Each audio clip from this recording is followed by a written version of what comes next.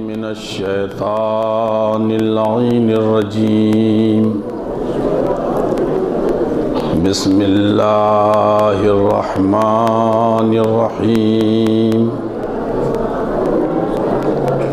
الحمد للہ رب العالمین الذی نور قلوبنا بشعاع انوار المحبت العلویہ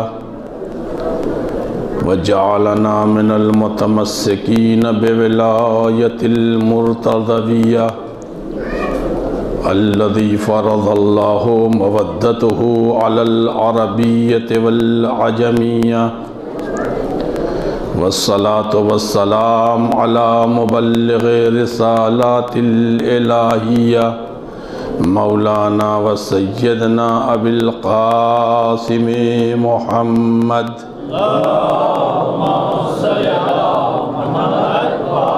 وآلہ الطیبین الطاہرین المعصومین المظلومین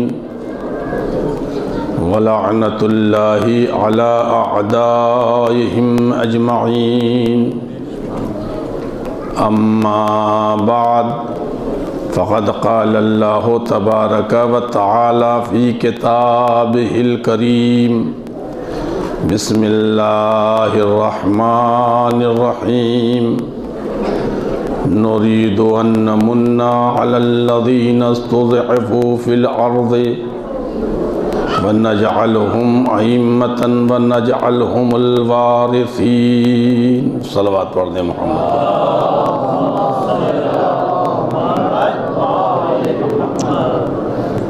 پروردگار عالم اپنی مقدس و پاکیزہ کتاب قرآن مجید میں یہ اعلان کر رہا ہے کہ ہم یہ طے کر چکے ہیں، خدا کہہ رہا ہے ہم یہ طے کر چکے ہیں کہ ہم انہی لوگوں کو امام بنائیں گے اور کائنات کا وارث بنائیں گے جن کو زمانے نے کمزور اور بے بس بنا دیا ہے، جن کے حقوق کو ضائع کیا گیا، جن کے حق کو پامال کیا گیا، جن کو میں نے حق دیا تھا رہبری کا، ان کے اس حق پر زمانے نے رہزنی کی، زمانے نے ان کے حقوق کو پامال کیا، وہ بے بس بنا دیے گئے، وہ کمزور بنا دیے گئے۔ ایک دن وہ آئے گا کہ ہم ان کو کائنات کا وارث بنائیں گے، ہم دنیا کی تمام اختیارات ان کے حوالے کریں گے، کائنات کا ذرہ ذرہ ان کا محکوم رہے گا، دنیا کے جتنے بھی چرند و پرند ہیں، انسان ہیں، جنات ہیں، حیوانات ہیں، یہ سب کے سب ان کے اسی طرح پابند رہیں گے جیسے میں نے سلیمان پیغمبر کو حکومت دی تھی۔ عزیزان گرامی، اس آیت کا مصداق اور اس آیت کا مفہوم اس روز پورا ہوگا جب منتقم خون حسینی وارث ذوالفقار حیدری سرکار ولی عصر عجل اللہ تعالی فرجہ الشریف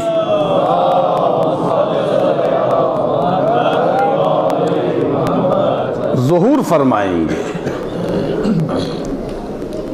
جب میرا امام ظہور کرے گا تو کائنات کی کوئی بھی زمین ایسی نہیں ہوگی جہاں پر توحید کا نعرہ نہ بلند کیا جائے۔ پوری دنیا میں بس ایک مذہب ہوگا، وہ مذہب اسلام ہوگا۔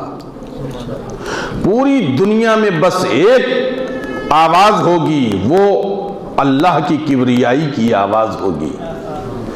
پوری دنیا میں بس ایک مسلک ہوگا، وہ مسلک مسلک غدیر ہوگا۔ پوری دنیا میں بس ایک عقیدہ ہوگا، توحید کا عقیدہ، رسالت کا عقیدہ اور ائمہ اثنا عشر کی امامت کا عقیدہ۔ پوری دنیا کو پرچم غدیر کے سائے میں آنا ہوگا۔ پوری دنیا کو دو میں سے بس ایک فیصلہ کرنا ہوگا، آیا امام کی تلوار سے اسے مر جانا ہے یا پھر امام کے اس پرچم اسلام کے سائے میں زندگی بسر کرنا ہے۔ پوری دنیا میں عدل ہوگا، انصاف ہوگا۔ اور عزیزان گرامی، یہ اللہ کا کرم ہے کہ ہم آج اپنے اسی امام علیہ السلام کی آمد کا انتظار کر رہے ہیں، جو وارث کربلا بھی ہے، جو وارث خون حسین بھی ہے، جو وارث غدیر بھی ہے، جو تمنائے زہرا ہے، جو آرزو علی ہے، جس کی تمنا ائمہ معصومین نے کی ہے، جس کی آرزو امیر المومنین نے کی ہے۔ آپ تمام انبیاء کی روایتوں میں دیکھیں، ائمہ کی روایتوں میں دیکھیں، جو ائمہ معصومین علیہ السلام نے آپ کی زیارت کا اشتیاق کیا ہے۔ عزیزان گرامی، کتابیں بھری ہوئی ہیں اور ضرورت اس بات کی ہے کہ ہم اپنے زمانے کے امام کو پہچانیں۔ من مات ولم یعرف امام زمانہ مات میتۃ جاہلیہ، یہ پیغمبر کی حدیث ہے جسے علماء اہل سنت نے بھی نقل کیا ہے، علماء شیعہ نے بھی نقل کیا ہے۔ دونوں مسلکوں کے محدثین نے حضور سرور کائنات ختمی مرتبت حضرت محمد مصطفیٰ صلی اللہ علیہ وآلہ وسلم کی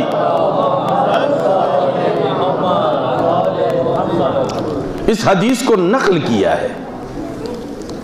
من مات ولم یعرف امام زمانہ مات میتۃ جاہلیہ، جو شخص اپنے زمانے کے امام کو پہچانے بغیر مر جائے اس کی موت کفر کی موت ہوگی۔ ہمارے ابا شیعہ ہیں، ہماری اماں شیعہ ہیں، ہمارے نانا شیعہ ہیں، ہمارے دادا شیعہ ہیں، نانی شیعہ ہیں، مگر ہم اگر نہیں پہچانتے ہیں اپنے زمانے کے امام کو تو یہ ایمانی قافلہ ایک طرف، میرا کفر ایک طرف۔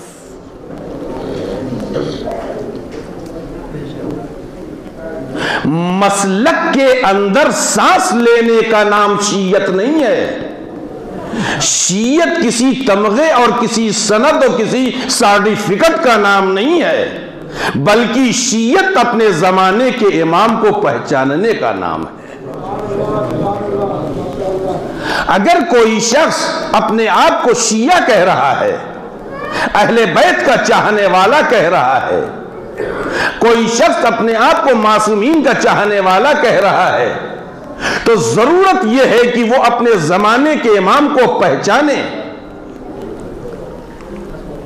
ہمارے امام محتاج نہیں ہے کہ ان کو پہچانا جائے، ہم محتاج ہے کہ امام کو پہچانے۔ ہم محتاج ہے کہ ہم امام کو پہچانے۔ اس پر ایک بات کہہ کر کے اپنی اگلی دلیل آپ کے حوالے کرنا چاہتا ہوں، اور کل میں نے جہاں بات ختم کی تھی وہیں سے میں پھر سے شروع کرنا چاہتا ہوں۔ عزیزان گرامی، ہم محتاج ہیں کہ انہیں پہچانے، وہ محتاج نہیں ہے کہ انہیں پہچانا جائے۔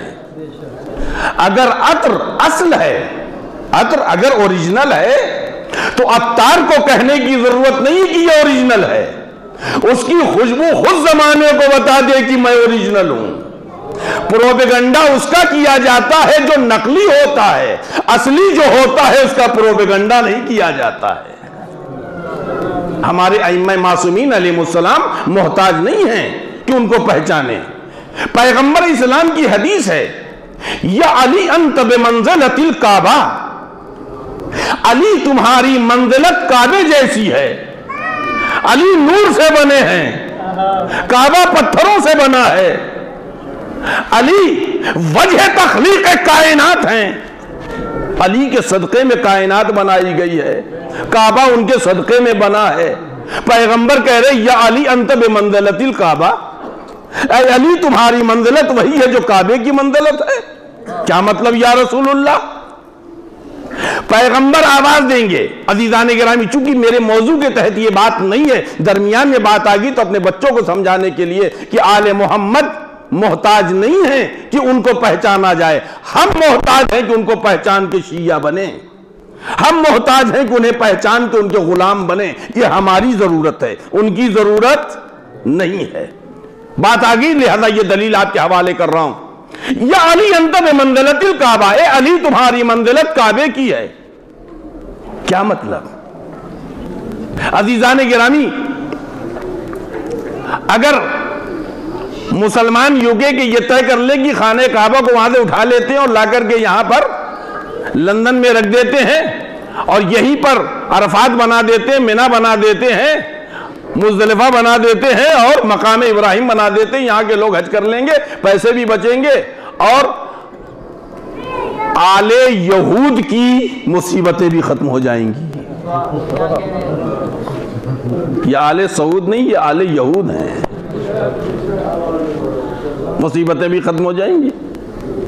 ہر سال یہ ہر ملک کا کوٹا، جتنے بھی مسلم ممالک ہیں بالخصوص ان کا کوٹا کم کرتے جا رہے ہیں کہ یہاں پر بھی اب اتنے کم کر دیجئے حاجی، ہم اتنے نہیں برداشت کر سکتے۔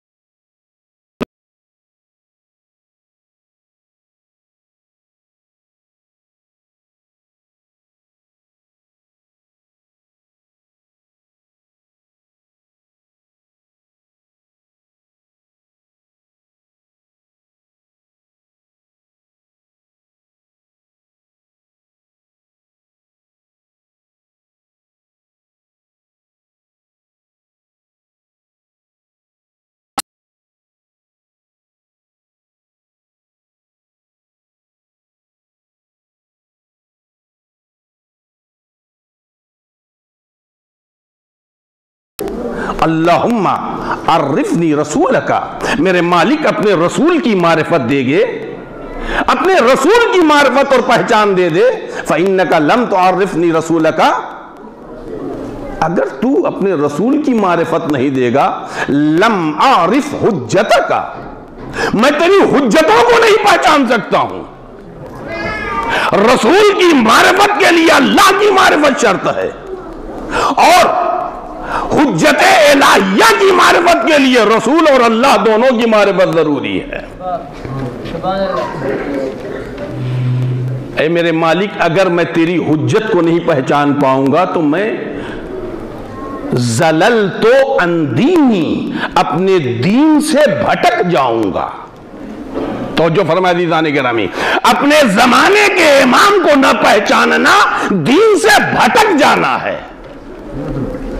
لہذا عزیزان گرامی، اب پیغمبر اسلام کی حدیث کا ترجمہ کریں، غور کریں، آپ حضرات سوچیں اور پھر سوچنے کے بعد آپ اس بات پر غور کریں کہ ہم نے اپنے امام کو کتنا پہچانا ہے، اس لیے کہ جتنی معرفت بڑھتی جائے گی اسی اعتبار سے ہمارا عمل بھی پاکیزہ ہوتا چلا جائے گا۔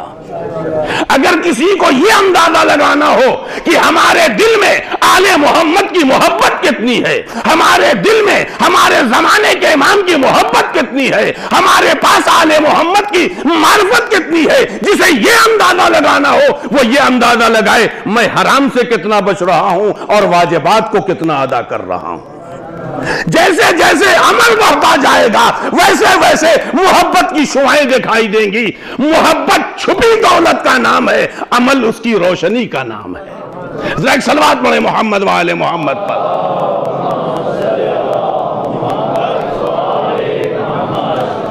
ذرا ایک اور بابا دے بلند صلوات پڑھ دیں آپ حضرات۔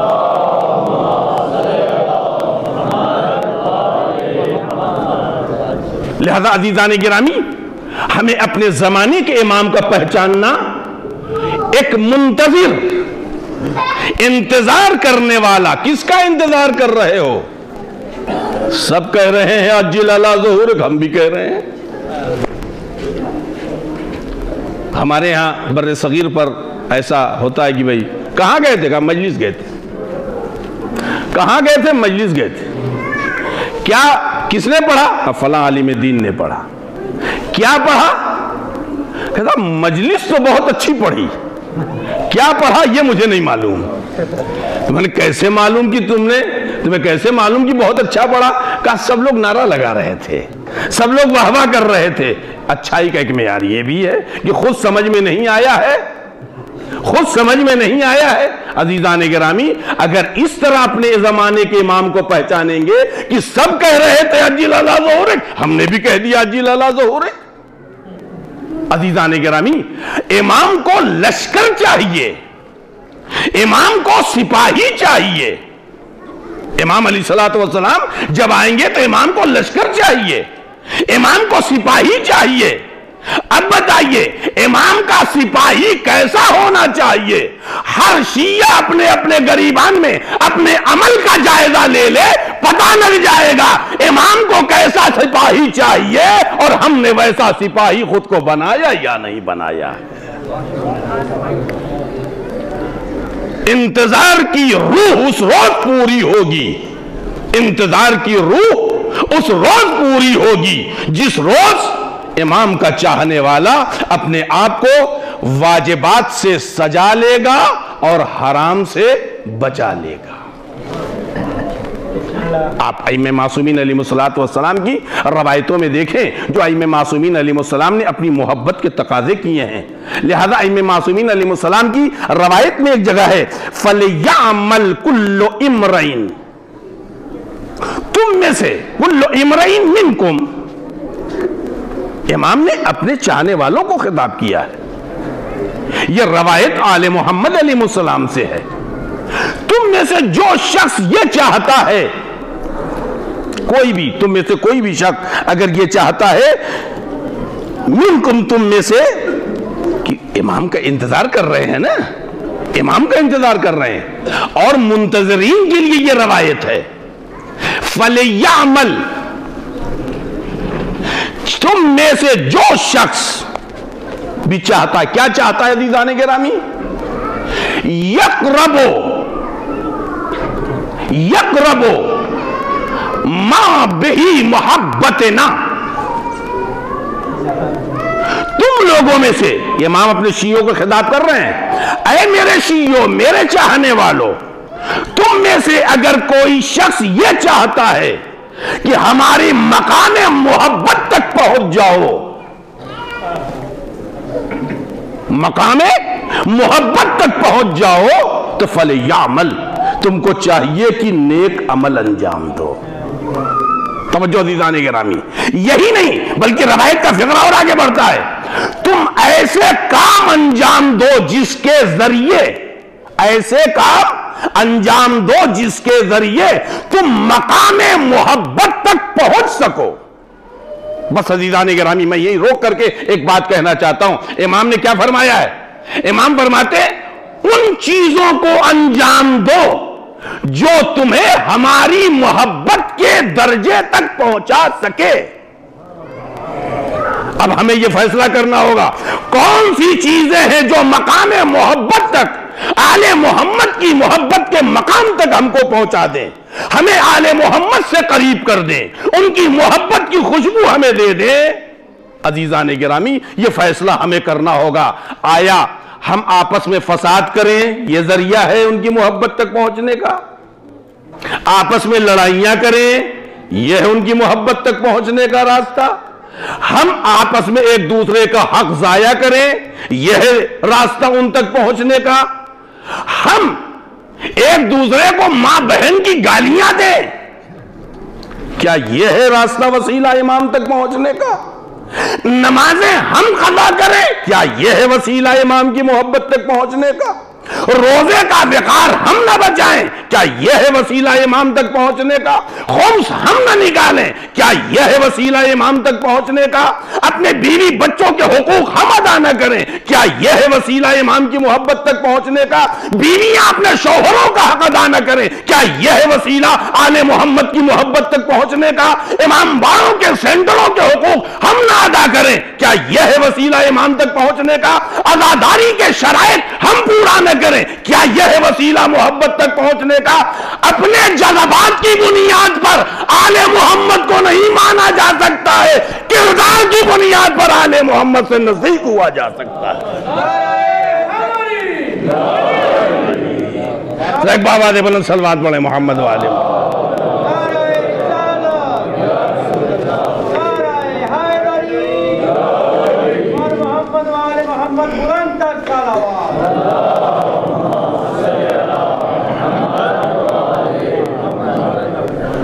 اگر بلندتر آواز کی صلوات یہ ہے تو دھیمی صلوات کسے کہتے ہیں؟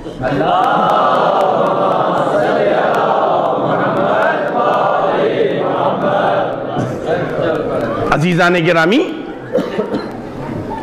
آپ اندازہ لگائیں، جو اہل بیت علیہ السلام نے ہم سے مطالبہ کیا ہے، فَلْيَعْمَلْ چاہیے کہ وہ عمل کرے۔ کل امرئن منکم، تم میں سے جو شخص بھی، یہ کس کو امام خطاب کر رہے ہیں؟ امام عالی مقام کافرین کو نہیں خطاب کر رہے ہیں، مشرکین سے نہیں کہہ رہے ہیں، منافقین سے نہیں کہہ رہے ہیں، امام غدیریوں سے کہہ رہے ہیں، امام کربلا والوں سے کہہ رہے ہیں، امام اپنے جد کے عزاداروں سے کہہ رہے ہیں۔ تم میں سے کوئی بھی شخص اس کو چاہیے کہ وہ عمل کرے، ایسا عمل جو ہماری محبت کے مقام سے تمہیں نزدیک کر دے۔ توجہ عزیزان گرامی، یہ کن لوگوں کے لیے کہا گیا ہے؟ امام نے فرمایا ہے، یہ اہل بیت نے جو فرمایا ہے، یہ ان لوگوں کے لیے جو اپنے زمانے کے امام کے ظہور کا انتظار کر رہے ہیں۔ یہ منتظرین ظہور کے لیے ہے کہ تم اپنے آپ کو ایسے کاموں میں مصروف کرو جو وسیلہ بن جائے زمانے کے امام کی محبت تک پہنچانے کا۔ یہی نہیں بلکہ اہل بیت علیہ السلام فرماتے ہیں، وَتَوَقَّعُوا فَرَجَ صَبَاحًا وَمَسَاءً، میرے چاہنے والو، تم اپنے زمانے کے امام کے ظہور کی توقع، امید، انتظار کسی دن نہ کرو، فلاں دن آئیں گے امام، جھوٹا ہے وہ شخص، فلاں سال امام آئیں گے، جھوٹا ہے وہ شخص، اتنے دن کے بعد آئیں گے امام، جھوٹا ہے وہ شخص۔ امام کیا فرماتے ہیں؟ صباحً و مساءً، صبح و شام تم اپنے امام کے ظہور کا انتظار کرو۔ توجہ عزیزان گرامی، صبح اور شام اپنے زمانے کے ظہور، اپنے زمانے کے امام کے ظہور کی توقع کون کرے گا؟ توجہ عزیزوں، میں ایک بات کہنا چاہتا ہوں بالخصوص میرے نوجوانوں، اگر آپ کے پاس لائسنس نہیں ہے اور آپ گاڑی لے کر کے چل رہے ہیں تو کیا آپ یہ توقع کریں گے کہ کوئی آفیسر مل جائے سڑک پر؟ یہ توقع کون کرے گا؟ جس کے پاس انشورنس ہے، جس کے پاس لائسنس ہے، جس کے پاس کسی بھی اعتبار سے قانونی کوئی کمی نہیں ہے۔ تو اب سمجھے میرے نوجوانوں، امام زمانہ کے ظہور کا انتظار صبح و شام وہ کرے گا جس کے پاس نمازوں کی ادائیگی کا لائسنس ہو، جس کے پاس کردار کا لائسنس ہو، جس کے پاس آل محمد کی رضایت ہو، ان کی خوشنودی ہو۔ صلوات پڑھ دے محمد و آل محمد۔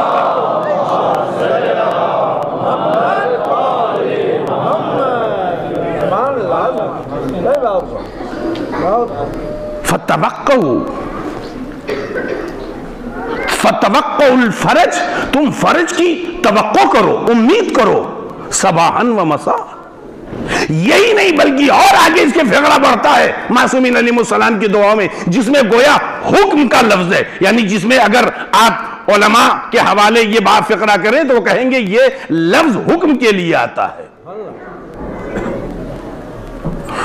اکثر الدعاء بالفرج،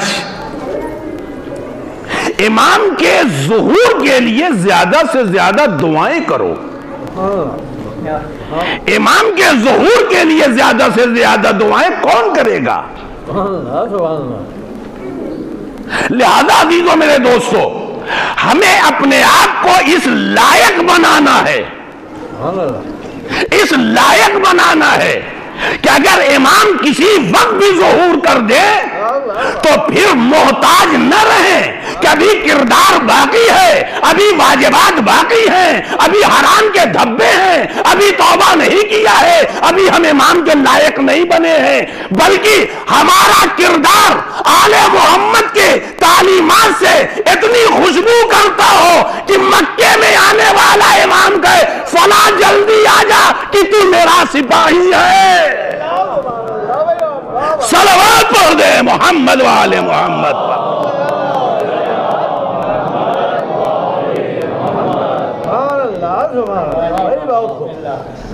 کیا ایسا نہیں ہوا ہے؟ کیا ایسا نہیں ہوا ہے؟ اس لیے کہ یہاں پر ڈاکٹر حضرات بیٹھے ہیں، ان کے درمیان کچھ بولنا بھی نہیں ہے۔ مجھے تو صاف صاف دو چار بات یہ کہنی ہے کہ اگر کسی کو نزلہ ہو جائے اور ناک کسی کی جام ہو جائے تو خوشبو و بدبو کا پتہ نہیں لگتا ہے، مگر جو صحت مند ہے دور سے خوشبو و بدبو کا پتہ لگ جاتا ہے۔ تو جو فرمائے دیدان گرامی، ہمارا امام اور ہر زمانے کا امام تو اپنے گھر پہ بیٹھا بیٹھا اپنی جگہ پر اپنے چاہنے والوں کی خوشبو کا احساس کر لیتا ہے، وہ چاہنے والا ویسے قرنی ہو یمن میں، یا وہ چاہنے والا حبیب ابن مظاہر و کوفے میں، امام تو سب کو پہچان لیتا ہے۔ امام تو اپنے چاہنے والوں کی خوشبو سے پہچانے گا۔ اہل بیت کے چاہنے والے جو ہوں گے ان کے کردار کی خوشبو بولے گی کہ یہ علی اکبر کا غلام ہے، اس کے کردار کی خوشبو یہ کہے گی کہ یہ حبیب ابن مظاہر کا غلام ہے۔ ہماری عورتوں اور بہنوں کا کردار بتائے گا کہ یہ زینب و کلثوم کی کنیزیں ہیں۔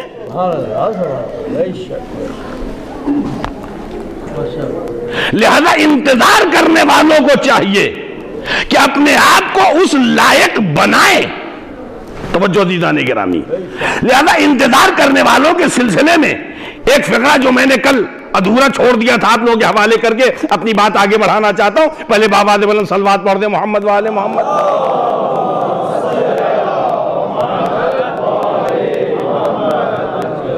قرآن مجید کی ایک آیت ہے جسے صاحب تفسیر نور الثقلین نے نقل کیا ہے۔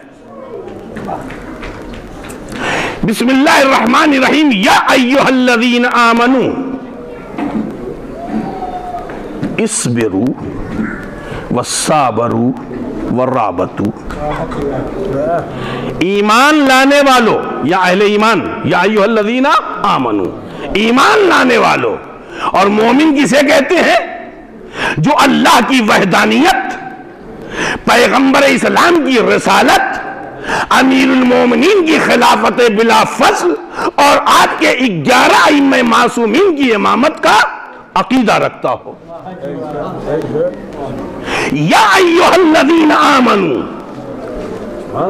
جس کے ترجمے میں میں ایک مفہومی ترجمہ کرنا چاہتا ہوں. اے ایمان والو یعنی اے غدیر والو، ایمان والو، اے 12 ائمہ معصومین کا عقیدہ رکھنے والو، تمہاری 3 ذمہ داریاں ہیں. کتنی ذمہ داریاں ہیں؟ 3. اسبرو، اپنے عمل اور اپنے کردار کے اعتبار سے. اس سلسلے کے اب جو میں یعنی تفسیر آپ کے حوالے کر رہا ہوں یہ صادق آل محمد امام جعفر صادق علیہ السلام کے فقرے ہیں. ہمارے چھٹے امام فرماتے اسبرو یعنی سبیع الحسین نہیں کہہ رہے ہیں، سبیع الحسین تو نقل کر رہے ہیں. چھٹے امام فرماتے اسبرو یعنی تم اپنے واجبات کی ادائیگی میں محکم رہو، مضبوط رہو اپنے واجبات کی ادائیگی میں. یہ نہ کہنا پڑے کہ فلاں کام رہ گیا تھا لہذا فلاں واجب رہ گیا.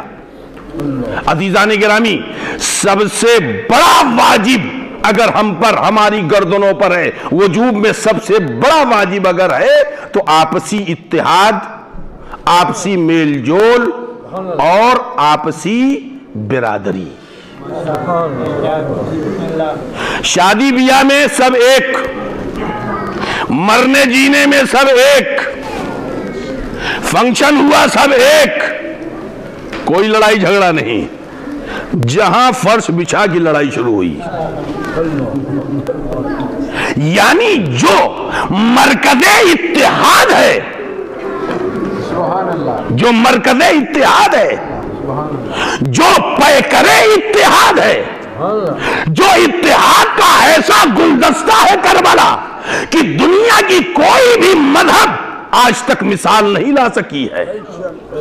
جتنے لوگ نعرہ بلند کرتے تمام انسان برابر ہیں، فلانے برابر ہیں، سب نعرے ہی تک ہیں، عمل تک تو آل محمد دکھائی دیں گے.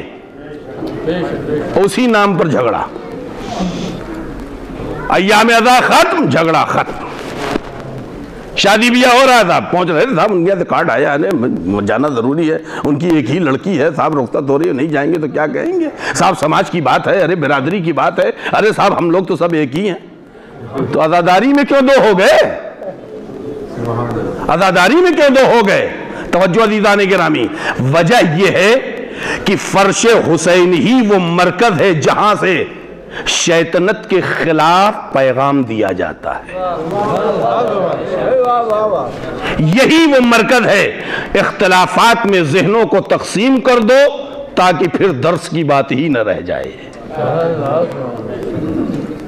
ہم کو یہ چاہیے عزیزان گرامی، اپنی تمام تر لڑائی اور جھگڑوں کو گھر پہ رکھیں مگر بنام امام حسین علیہ السلام ہم متحد رہیں، اس لیے کہ ہمارا اختلاف ہمیں نہیں بدنام کرتا، حسینیت کو بدنام کرتا ہے. ہمارے جھگڑے ہمیں نہیں بدنام کرتے، ہمارے مذہب کو بدنام کرتے ہیں. لہذا عزیزو میرے دوستو، حسینیت جذباتی اور ضدی کردار کا نام حسینیت نہیں ہے، حکم الہی کے مطابق زندگی بسر کرنے کا نام حسینیت ہے.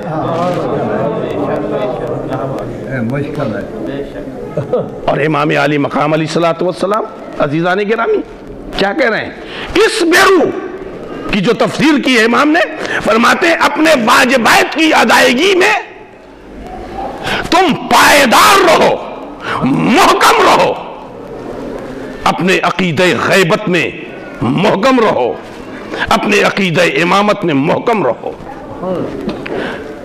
صابرو دوسرا فقرہ قرآن کا، امام فرماتے ہیں صابرو یعنی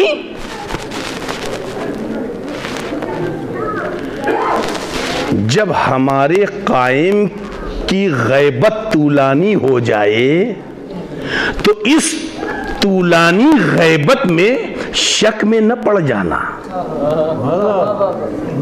دشمن طنز کرے گا، کہاں ہیں، کیوں نہیں آتے، تانا دے گا دشمن. اگر آپ حضرات بیدار ہیں تو میں تاریخ کا ایک فقرہ آپ کے حوالے کرتا چلوں. صاحب ایک بات کہی جاتی ہے، امام تمہارا ڈر گیا، یہ آواز اٹھی ہے، تمہارا امام ڈر کے چلا گیا۔ میرے بھائی، اگر کسی بڑے ہدف کے لیے خود کو بچانے کا نام ڈرنا اور بزدلی ہے تو پیغمبر اسلام بھی تو غار میں گئے تھے ہجرت کے وقت۔ ہے کسی میں ہمت تو کہہ دو پیغمبر ڈر کے گئے تھے۔ پیغمبر کی سیرت بتا رہی ہے، اپنے مقدس اور بڑے ہدف کو بچانے کے لیے ایسے راستوں سے گزر جاؤ کہ دشمن کو پتہ بھی نہ چلے اور مقصد کی حفاظت بھی ہو جائے۔ صلوات پڑھ دے محمد و آل محمد پر۔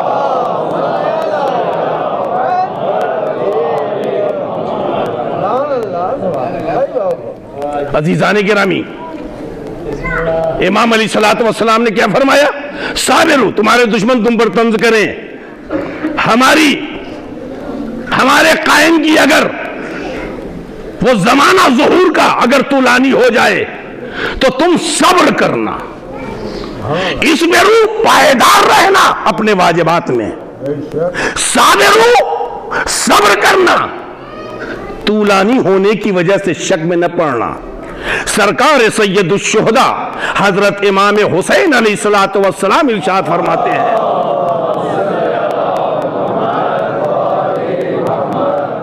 یہ میں اس امام کے فقرے کو آپ کے حوالے کر رہا ہوں، اپنے زمانے کے امام منتقم خون حسینی سرکار ولی عصر عجل اللہ تعالی فرجہ الشریف علیہ السلام کے لیے،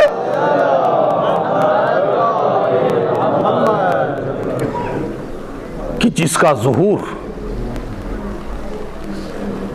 قلب سیدہ کو خوشی عطا کرے گا۔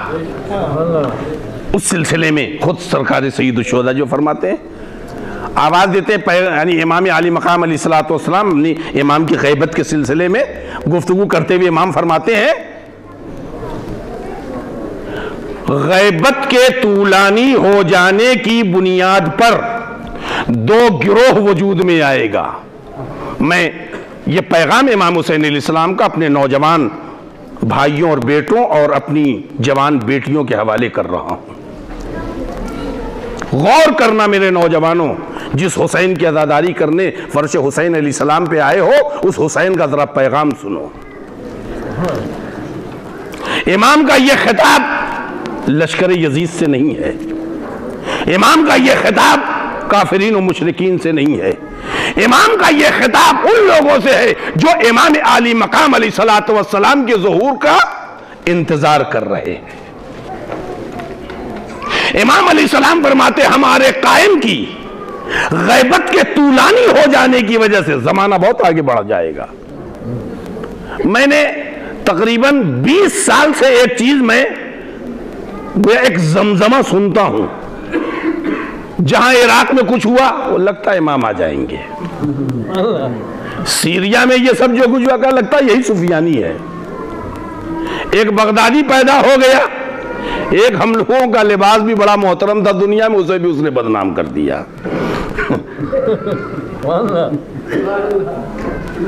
لگتا صاحب یہی ہے دجال، اب امام آ جائیں گے۔ روایت میں ہے امام کے ظہور اور امام کی غیبت کی سب سے بڑی حقانیت یہ ہے کہ کسی کو وقت معلوم نہیں ہے۔ موت حق ہے، قیامت حق ہے، نہ قیامت کا وقت معلوم ہے نہ موت کا وقت معلوم ہے، یہ دونوں حق ہیں۔ اسی طرح ظہور بھی حق ہے جس کا وقت کسی کو معلوم نہیں ہے۔ یہ خود امام کی حقانیت پر دلیل ہے، وقت کا معلوم نہ ہو جانا۔ لہذا امام علی مقام علیہ السلام اپنے چاہنے والوں کو خطاب کر رہے ہیں، میرے قائم کی غیبت کے طولانی ہونے کی وجہ سے دو گروہ وجود میں آئے گا۔ کتنا گروہ؟ دو۔ بہت خطرناک بات ہے عزیزو، بہت ہی احساس کرنے والی۔ دو گروہ وجود میں آئے گا، ایک گروہ مرتد ہو جائے گا، یعنی اپنے عقیدے سے پلٹ جائے گا، ایک گروہ اپنے عقیدے پہ مضبوطی کے ساتھ قائم رہے گا. اس لیے حدیث میں ہے مومن کے لیے، اہل بیت کے چاہنے والوں کے لیے روایت آل محمد میں ہے کہ ایک مومن اور اہل بیت کا چاہنے والا لوہے سے کہیں زیادہ مضبوط ہوتا ہے. یہ وہ لوگ ہیں جو اپنے عقیدے میں پائیدار ہوں گے. جو مرتد ہو گئے، یہ مرتد کیوں ہو جائیں گے؟ یہ کہیں گے کہ لگتا ہے کچھ کوئی آنے ہونے والا نہیں، سب اسی بک رہے ہیں. یہ سب مولویوں کی بکواس ہے. ایک گروہ ایسا پیدا ہو، کون کہہ رہا؟ سرکار سید الشہداء. ایک گروہ ایسا پیدا ہوگا انتظار کرنے والوں کا، یعنی انتظار کرنے والے دو گروہ میں ہو جائیں گے. ایک گروہ مرتد ہوگا، جو لوگ یہ کہیں گے اب کوئی آنے ہونے والا نہیں ہے، یہ سب ایسی بکواس کرتے ہیں، جب کوئی ہو تب تو آئے. وجود سے بھی انکار، ظہور سے بھی انکار. یہ وہ لوگ ہوں گے جن کے ایمان کمزور نہیں، بلکہ انہوں نے ایمان کی حقیقت کو سمجھا ہی نہیں ہے. یہ وہ لوگ ہوں گے جو گناہ پہ گناہ کر کے ان کا دل اتنا سیاہ ہو چکا ہوگا کہ وہ شیطان کے جال میں پھنس چکے ہوں گے جہاں سے نکلنا مشکل ہے. ایک گروہ مرتد کا ہے. اب بچا ایک گروہ انتظار کرنے والوں میں. انتظار کرنے والے میں جو گروہ بچ رہا ہے، ان کے بارے میں امام نے کیا فرمایا؟ سرکار سید الشہداء علیہ السلام فرماتے ہیں یہ پائیدار ہیں، یہ اپنے عقیدے پہ محکم ہوں گے. زمانہ بدل جائے ان کا عقیدہ نہیں بدلے گا. انہیں کاٹ ڈالا جائے مگر ان کا عقیدہ نہیں بدلے گا. اس لیے کہ علی کا چاہنے والا تو دار کی بلندی پر بھی علی کا قصیدہ پڑھتا ہے.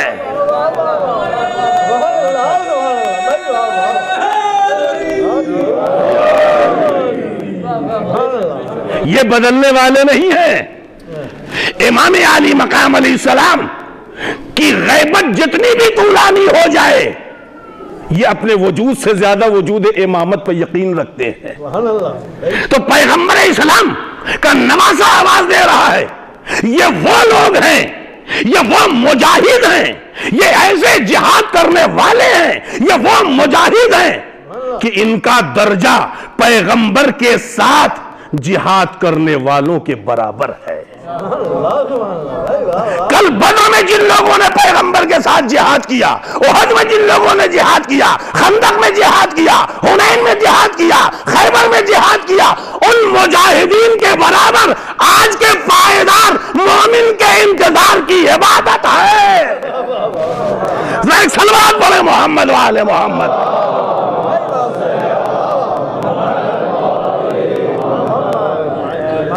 عزیزان گرامی، اب ہم یہاں پر محسوس کریں اور اندازہ لگائیں تو ہم اس بات کی طرف متوجہ ہو سکتے ہیں اور ہم یہ غور کر سکتے ہیں عزیزان گرامی کہ آخر وہ کون سی وجہ ہے کہ امام علی مقام علیہ السلام یعنی سرکار سید الشہداء کو یہ بیان دینا پڑا. لہذا میرے نوجوانوں اور میرے بچوں، میری بہنوں، میری بیٹیوں، خیال رکھنا یہ زمانے غیبت کبریٰ ہے، یہ امتحان کا زمانہ ہے، اور کوئی بھی مومن ایسا نہیں ہے جسے اللہ جس کا امتحان نہ لے. یہ ہمارے امتحان کا زمانہ ہے. لہذا ہم کو چاہیے کہ اسلام سمجھیں، مذہب سمجھیں، کربلا سمجھیں، غدیر سمجھیں اور اہل بیت کو سمجھیں، اس طرح سمجھیں جیسے اہل بیت سمجھانا چاہتے ہیں. اپنے جذبات اور اپنی فکر کی بنیاد پر آل محمد کو نہ سمجھیں، بلکہ آل محمد اپنے آپ کو جیسا پہچانوانا چاہتے ہیں ویسا ہم پہچانیں. عزیزوں میرے دوستو، انشاءاللہ تعالی کل انتظار کرنے والوں کی علامت آپ کے حوالے کروں گا. یہاں تک میں بات کا خلاصہ جو آپ کے حوالے کرنا چاہتا ہوں، بالخصوص اپنے نوجوانوں کے، کہ اگر اپنے زمانے کے امام کو نہیں پہچانا تو پھر عزا خانے میں رہو یا کہیں بھی رہو. پیغمبر کہتے ہیں مر گیا تو اس کی موت کفر کی موت ہے. روایات آل محمد دعویٰ دے رہے ہیں کہ ظہور کا انتظار ایک ایسی عبادت ہے جو تم کو इंसान बनाएगा। ये इंतजार तुम्हारा सुबह शाम, इमाम ने क्या फरमाया है, वह तवक्कउ फरज सबाहन व मसान, सुबह शाम अपने जमाने के इमाम का इंतजार करो। जब इमाम का इंतजार करेंगे तो फिर सोचेंगे ये वाजिबात अदा कर लें, इस हराम से हम बच जाएं। देखो ये चीज हराम है, ये कहना हराम है, ये सुनना हराम है, ऐसा बोलना हराम है। फिर हम अपने आप को बचाने लगेंगे। और जब हमारी कम्युनिटी का, हुसैनी मुआशरे का हर मर्द और औरत और जवान और हर लड़की जब अपने आप को वाजिबात से सजाने लगेगी, मुहर्रमात से बचाने लगेगी, तो खुद इमाम ज़माना आवाज देंगे, यह है मेरे लश्करी, यह है मेरे फौजी, यह है मेरे सिपाही।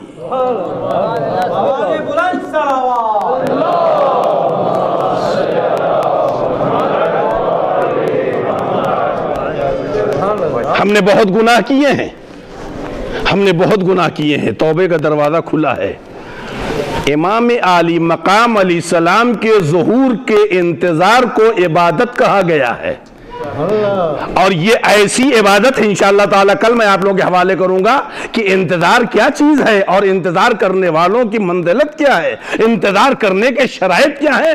अहादीस और रवायात और आयात इलाहिया की रोशनी में इंशाअल्लाह कल मैं आप लोगों के हवाले करूंगा। मगर आज इतना कह दूं, कम अज कम अजीजान गिरामी, कम अज कम कितना ही गुनाहगार क्यों न हो, अगर हकीकत इंतजार को अपने दिल में बसा ले, जो इमाम की मोहब्बत के मकाम तक पहुंचा दे, तो कम से कम हुर तो बन ही जाएगा। इसलिए कि इस दरवाजे पे आने वाला हुर जैसा गुनाहगार भी बख्श दिया जाता है। लिहाजा अजीजों मेरे दोस्तों, अगर आप देखें तो करबला में जो जंग है अजीजों, इमाम हकीकी पर पर्दा डालने की, इमामत के चिराग को बुझाने की। एक यकुम मुहर्रम खत्म, ये दूसरी मुहर्रम की शब है अज़ादारों। जिस मौसम अज़ा के हम और आप मुंतज़िर थे, जिस मौसम अज़ा का हम इंतज़ार कर रहे थे, वो मौसम अज़ा की, उस मौसम अज़ा की एक तारीख गुजर गई और ये दूसरी मुहर्रम की शब है अज़ादारों। दूसरी मुहर्रम को लश्कर हुसैन, काफ़िले हुसैन, काफ़िले हिदायत, मशअले नूर करबला में वारिद हुआ है। इमाम हुसैन अलैहिस्सलातु वस्सलाम जब मदीने से चले हैं आप 28 रजब को, इमाम आली मकाम ने मक्के का रुख किया। इमाम जब मक्के मुअज़्ज़मा में आए, इमाम आली मकाम अलैहिस्सलाम ने वहाँ क़याम किया। लोग आ रहे थे इधर उधर से, सब इमाम हुसैन अलैहिस्सलाम से मिलने आते थे, फर्जंद रसूल हैं, सब मिलने आते थे, सब इमाम का हाथ चूमते थे, मगर मकसद हुसैन को कोई नहीं समझ रहा था। मकसद हुसैन को कोई नहीं समझ रहा था। इमाम मक्के क्यों गए थे? वो इसीलिए ताकि लोगों तक अपनी आवाज़ पहुंचा दे, पैगाम पहुंचा दे। कल क़यामत में कोई मुसलमान ऐसा न हो कहने वाला कि हमसे फर्जंद रसूल ने नहीं कहा था।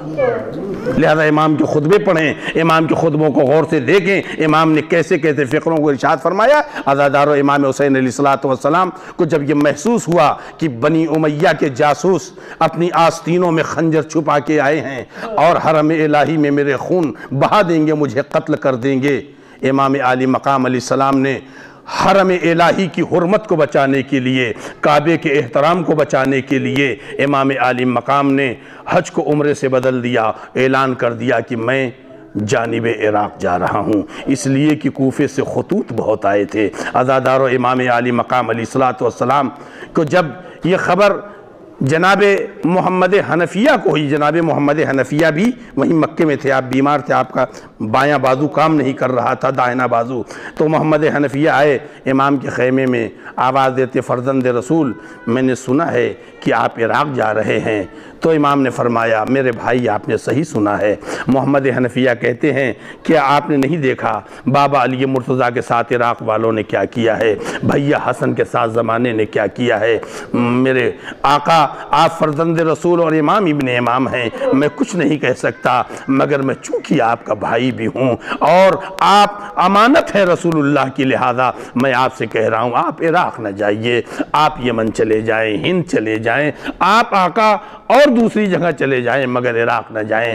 امام علیہ السلام نے کہا بھائی میرے محمد حنفیہ میں غور کروں گا۔ عزادارو نماز صبح کے بعد محمد حنفیہ کا غلام چیختا ہوا آیا، محمد تمہیں خبر نہیں ہے فرزند رسول اپنے گھوڑے پہ سوار ہو گئے، بنات رسول اللہ اپنے ناکوں پہ سوار ہو چکی ہے، نواس رسول حرم الہی کو الوداع کہہ رہا ہے۔ روایت کہتی ہے محمد حنفیہ ننگے پیر دوڑے، محمد حنفیہ ننگے پیر دوڑے اور جا کر کے امام حسین علیہ السلام کے گھوڑے کی لگام پر ہاتھ رکھتے ہیں اور کہتے ہیں فرزند رسول آپ نے تو کہا تھا غور کروں گا۔ امام عالی مقام نے اپنے گھوڑے کو آگے بڑھاتے ہوئے یہ کہا کہ میرے بھائی محمد حنفیہ مرضی الہی یہی ہے کہ میں عراق جاؤں۔ عزادارو پھر محمد حنفیہ دوڑے امام کی طرف، اے اولاد والو اور اے اپنے پاس ناموس رکھنے والو، ذرا ایک بھائی کے احساس کو سنو جو محمد حنفیہ نے فقرہ کہا ہے۔ محمد حنفیہ پھر پیچھے پیچھے دوڑے اور آگے امام کی سواری کے آگے کھڑے ہو گئے، آواز دیتے ہیں میرے آقا آپ جا رہے ہیں تو جائیے، عباس کو لے جائیے، اکبر کو لے جائیے، قاسم کو لے جائیے، تمام جوانان ہاشمی کو لے جائیے، مگر میرے آقا میری بہن زینب و کلثوم میں بھی اپنی ان بہنوں کا بھائی ہوں آقا۔ اتنے میں محمل سے آواز آئی محمد میں اپنے حسین کو تنہا نہیں چھوڑوں گی۔ یہ کوئی اور آواز نہیں دے رہا تھا، ثانیہ زہرا جناب زینب بول رہی تھی محمد میں اپنے حسین کو تنہا نہیں چھوڑوں گی۔ جزاکم اللہ خیر الجزا۔ آپ حضرات کی آواز گریہ بلند ہو گئی، عزادارو آپ کی آنکھیں نم ہو گئیں۔ آپ سوچیں اور اندازہ لگائیں، جب یہ قافلہ کربلا کے مقام پر آیا ہے امام کا گھوڑا رک گیا، جیسی امام کا گھوڑا رکا ہے عزادارو اتنے میں امام عالی مقام نے دوسرے گھوڑے کو، تیسرے گھوڑے کو، تقریباً 7 گھوڑے امام نے بدلے۔ پھر اس کے بعد امام نے پوچھا اس زمین کو کیا کہتے ہیں؟ کسی نے کہا آقا اسے ارض نینوا کہتے ہیں۔ امام نے کہا اس کا کوئی اور بھی نام ہے؟ کسی نے کہا اسے ارض القمہ بھی کہتے ہیں۔ امام نے پوچھا اس کا کوئی اور نام بھی ہے؟ تو ایک مرتبہ ایک شخص آگے بڑھا کہتا ہے کہ فرزند رسول اسے کرب و بلا کہتے ہیں، اسے کرب و بلا کہتے ہیں۔ امام گھوڑے سے زمین پہ اترے، ایک مرتبہ خاک کربلا کو اٹھایا، سونگھا، اس کے بعد امام کہتے ہیں اتارو سواریاں، یہی میرے جوان تڑپا تڑپا کے مارے جائیں گے، یہی بنات رسول اللہ کی حرمت پامال کی جائے گی، یہی ذریت پیغمبر ہے جسے پامال کیا جائے گا۔ عزادارو تمام بیویاں اتر گئیں، خیمے نصب ہو گئے۔ رات کے سناٹے میں ایک مرتبہ جناب زینب عزادارو اپنی تڑپ کے، جناب زینب اپنے بستر کو چھوڑ کے کھڑی ہو گئیں، اپنے خیمے سے باہر نکلیں، آگے امام حسین کے سرحانے کھڑی ہو گئیں، امام حسین کا شانہ ہلایا، امام حسین نے اپنی آنکھیں کھولی، میری بہن زینب اس رات کے اندھیرے و تاریکی و سناٹی میں سب سو رہے تم یہاں کیوں آئی ہو میری بہن؟ جناب زینب رو کے کہتی ہے بھیا جب سے یہاں خیمہ نصب ہوا ہے میرا دل گھبرا رہا ہے، اب تو عالم یہ ہے کہ خیمے کی پشت سے کسی بیوی کے تڑپنے کی آواز آ رہی ہے۔ اتنا سننا تھا کہ بھائی نے بہن کے گلے میں ہاتھ ڈال دیا، نہیں پہچانا زینب اماں فاطمہ زہرا۔ جزاکم اللہ۔ عزادارو امام آواز دیتے اماں فاطمہ زہرا کی یہ آواز ہے، آپ سوچیں اور اندازہ لگائیں۔ عزادارو آج شب جمعہ ہے، عزادارو ایک روایت اب کے نظر و نیاز کے سلسلے سے عزادارو مصائب کے اور آپ حضرات کی زحمت تمام ہے، چونکہ شب جمعہ ہے اور مناسبت بھی ہے، جناب زینب اولیاء مقام کا تذکرہ بھی ہے۔ عزادارو بس آخری فقرے، انشاءاللہ آپ بہت روئیں گے، آپ کی آنکھیں نم ہو گئیں، آپ کی آنکھیں نم ہو گئیں، آپ کی آواز گریہ بلند ہو گئی۔ عزادارو दूसरी मुहर्रम की रात है।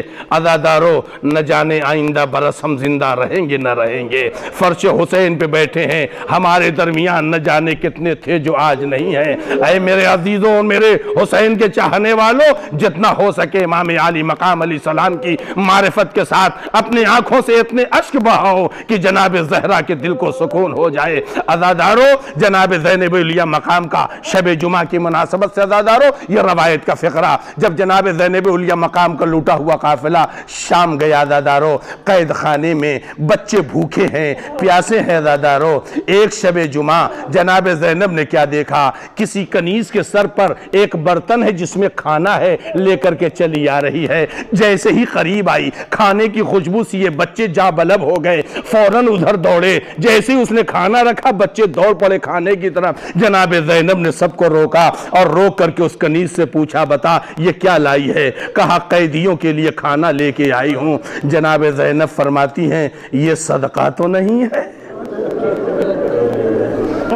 ये सदका तो नहीं है।